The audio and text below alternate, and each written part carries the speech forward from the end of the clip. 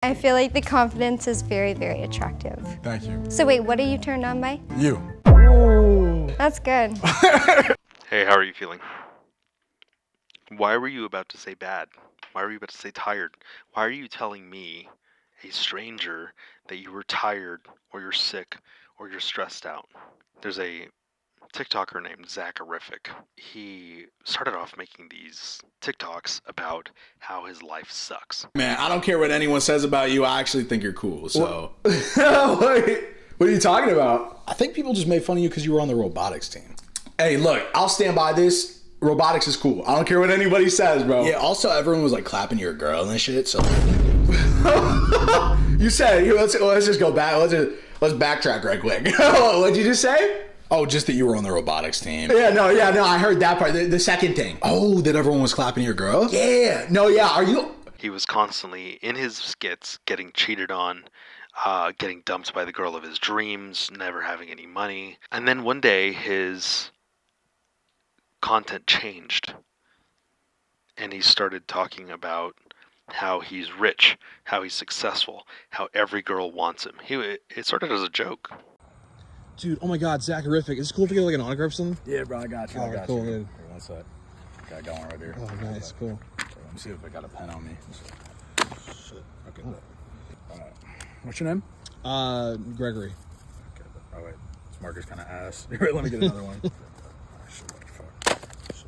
Cool. Oh shit. Okay. I bet. There you go, brother. Dude, thanks, man. Yeah. People knew it was a joke. They watched his videos and they knew he was joking. He would say things about how Brecky Hill wants him, or how his ex-girlfriend Sabrina Carpenter won't leave him alone, or how Sydney Sweeney has been blowing up his phone and he's ignoring her.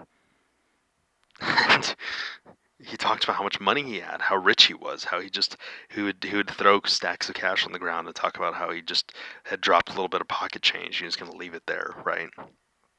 All obviously a joke. Everyone in his audience knew he was joking. He knew he was joking. And what happened? Within 12 months of him starting this new type of content, his life materially changed. He was wanted by extremely hot, attractive, famous women. He did start to get a ton more money. He showed up in places you wouldn't even expect. I think there was a Toronto Blue Jays game where he was shown to be in a box with 3 or 4 blonde models. Okay? And you could say that was a skit too, but the thing is that he actually manifested his reality to a point by creating a lie that he lived. Zach, can you give me your best pickup line? Hey, Hey, my name's Zach. meet you. Nice to meet you. What's your name? Miranda. Nice to meet you. Nice to meet you. There you go. That's my Here's an important part of that. It doesn't matter that his audience knew it was fake. The results were so undeniable that people who don't believe in New Thought, who don't believe in magic, who don't believe in manifestation, are in his comments today saying things like, bro manifested his reality. That's how undeniable this is. When you were walking around anywhere and you were talking to people, each new conversation when someone asks you how you're doing is a chance for you to lie. Just a little bit. To tell them a white lie and tell them how good you're doing. Because I'm not trying to say that you should be some Mr. Rogers and everything should always be going great.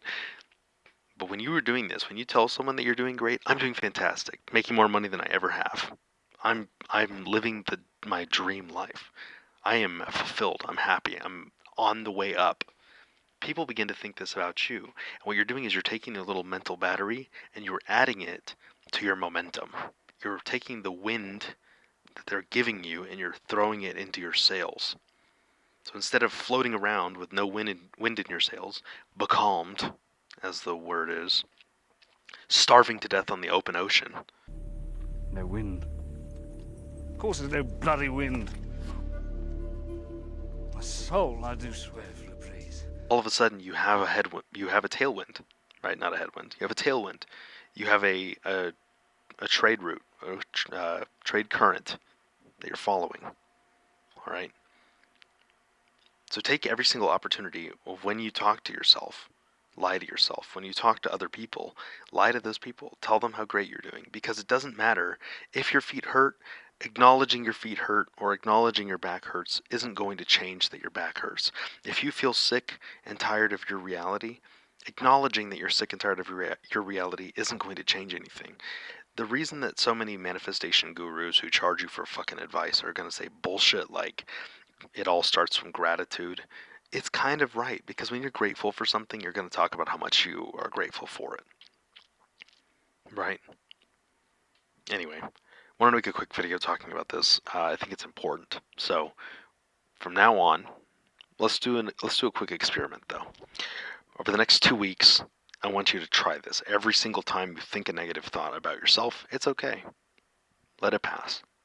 And I want you to immediately reject that thought. Next time you get into your car and you think, man, I fucking hate this car, think, no, I like this car. It's a great car. This car has gotten me everywhere I want to go safely. Next time you walk into your job and think, God, I fucking hate this job, think, no, this job is great. It lets me pay my bills. There's things I like about this job, okay? When you are walking around every single day telling strangers how you actually feel, even if you feel bad, if you're telling strangers that you're sick, that you're tired, that you're stressed out, that you're broke, that you have no money, what happens? They begin to manifest those things for you, that you are sick, that you're tired, that you're broke, that you're stressed out, not even maliciously. They just know that these are the things that you are, and that becomes part of your concept. They build that concept of you for you. So what happens? When you are telling everybody the things that are going wrong in your life, all you're doing is manifesting to strangers how you feel.